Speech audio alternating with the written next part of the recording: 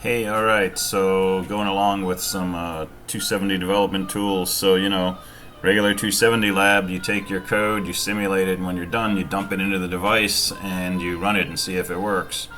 So, thinking of a similar idea here. Let's go ahead and make something that we can take the hex file produced by MPLab and load that in. So, here's my widget. I can load a file. I'm using the main program from Lab 1, so the thing that counts when RA0 toggles. So we'll go ahead and load that in, and you can see it immediately starts running. We can slow this down to 1 second per step, and this is in this loop where it's basically jumping from 16 to 26 and waiting for an input change to occur. And then when RA0 toggles, the XOR gives you a 1, it detects it, and now it jumps into your other section of code, and it increments the RB port to 1. So let's just run this full case, and you'll see every time that the RA pin toggles, port B gets incremented, and it does that up until it hits 4 ones, then it goes back to 0.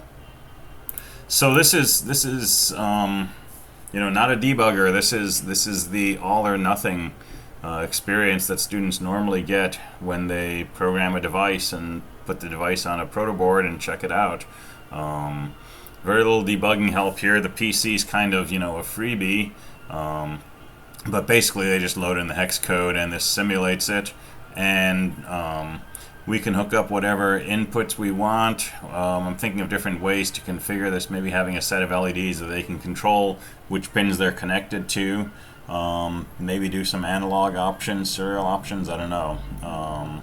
Maybe even pulse width modulation. But anyway, this is basically just a way to step through the simulation and have it show what happens to the outputs. Alright, that's what I got. Talk to you later. Bye.